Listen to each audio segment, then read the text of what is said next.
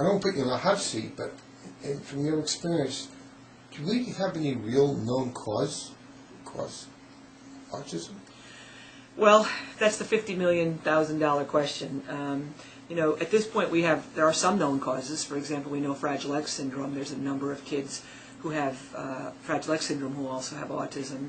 We gotta be careful. What is? I know what it is, but maybe someone else. What is Fragile X? Fragile X syndrome is actually a disorder of the X chromosome, and it can occur in both males and females. And more likely male or female? It's more likely in males. Women have two X chromosomes, so if we don't get them on both, but anyhow, it's more likely males, and it generally causes mental retardation. And not all individuals with Fragile X syndrome have autism, and not all individuals with autism have Fragile X syndrome. Having Fragile X, does it mean you're automatically retarded?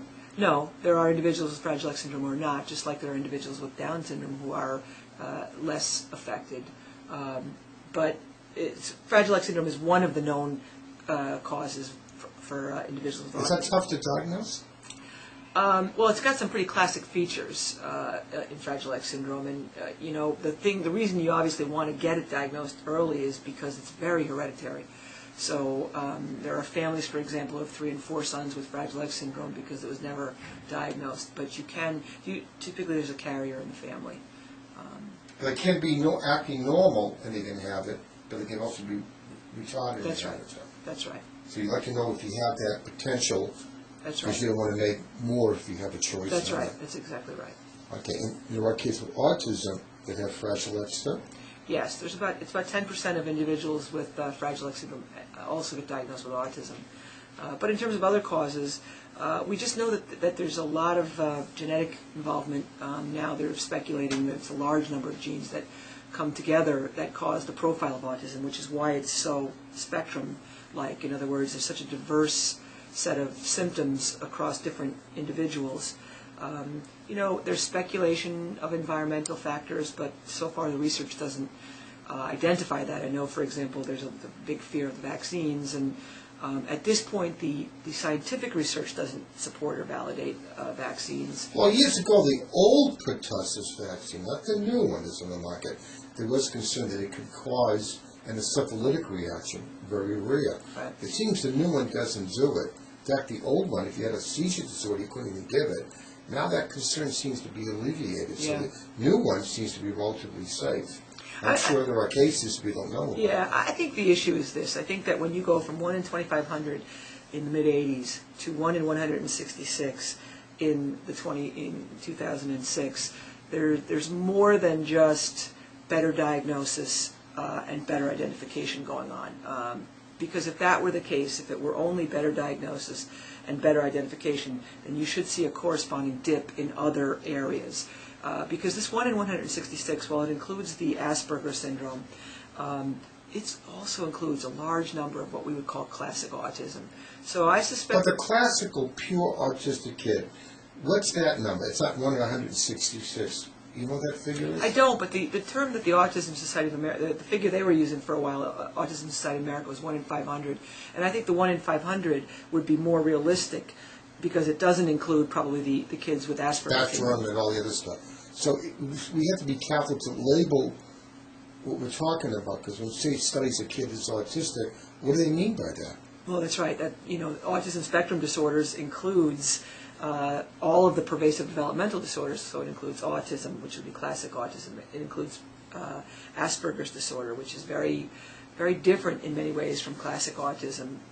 These kids have language, a lot of language. They're very intelligent in terms of academics. It also includes Rett's disorder, which is a neurological degenerative disorder that only affects girls, although I think there is some evidence that it may affect boys, but it's very, very highly a female disorder. There's childhood disintegrative disorder, which is also known as late onset autism. That doesn't occur until about 3 and a half. The kids are developing normally for a longer period of time and then start to regress. And then there's the catch-all one, pervasive developmental disorder not otherwise specified, which is... What does that mean? When we're using these terms, we've got to be a little bit careful because, what's PDD mean then? Well, PDD is the pervasive developmental disorders. Fine, but what does that mean? It means that there's a pervasive problem in development across all areas. So you've got pervasive problems in speech and language development, in social development, in intellectual development. What's even simple? When you say pervasive, what do you mean by that term? It's global. It occurs across all areas. Well, to define the word, that's important because you're using it, you understand it, but maybe someone feels that. If you said the word pervasive, what does that mean to you? It means global and persistent. No, any more than that. You can say, what's pervasive mean? Language? Does it mean expression? What? See, because we got to make it easy. Pervasive to me means that it interferes with all areas of development. So it's a global developmental problem? That's right. It's pervasive in the sense that it's everywhere. It affects every aspect of your development. See how difficult it is? Because you could put almost anything in that. Yes, but that's the problem. That is the problem. But that's the top category. But in that there are 5 more defined areas. I mean, look, mood disorder is, it could also describe a million different things. And so the pervasive developmental disorders is just the global term. Underneath that, you have the more specific terms that diagnosticians would have to try and discriminate. So it's not an easy subject to get it put in a nice category. No, it isn't. But I think the important thing for families really is that you don't want just, if your doctor says, I think your child has a pervasive developmental disorder, that's not good enough because that doesn't mean anything. Which one are they saying? You have to be more specific, mainly because of intervention, education. If a doctor said to me, parents come to me all the time and say, my child has PDD. Well, there is no diagnosis as pervasive developmental disorder. It's either autism, Rett's disorder, childhood disintegrative disorder, Asperger's disorder, or pervasive developmental disorder not otherwise specified. That's why you've got to see an expert in developmental medicine to get the right label. That's right. There are no such terms as autistic-like, no diagnosis. There's no diagnosis as mild autism. There's no diagnosis as PDD.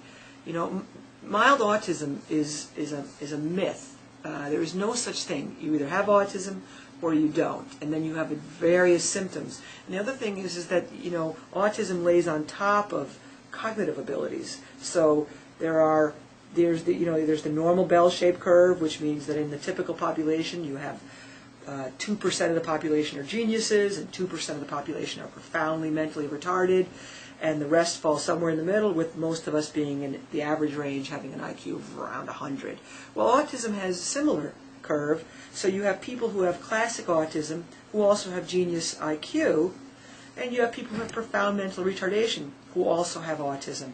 And so you then start to see different symptoms, right? If you were profoundly retarded and you had autism, you would probably not have speech. You would probably have very, very slow development.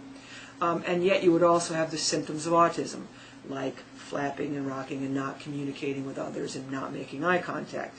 Whereas if you had a person with classic autism who was very bright, they may develop speech and language. They may have fairly decent academic skills, but they will also have the symptoms of autism, such as engaging in repetitive perseverative behaviors like rocking or flapping, and not using their language communicatively. So this is a project that's just getting started. How to define it, how to treat it. That we are doing a good job or a bad job. The report cards won't be known sometimes for 20 years after you start something. That's true. And, they are really now refining. The DSM-4 has been revised, and I think a new one will be coming out sometime in the future. Each time they do that, they strengthen the diagnostic features. So, for example, I know that there are going to be many changes in the Asperger's disorder diagnosis because they've only really been using it for about 12 years, and they're still not very good at clearly identifying that group. So they're going to go back, and those are going to be refined based on a lot of research.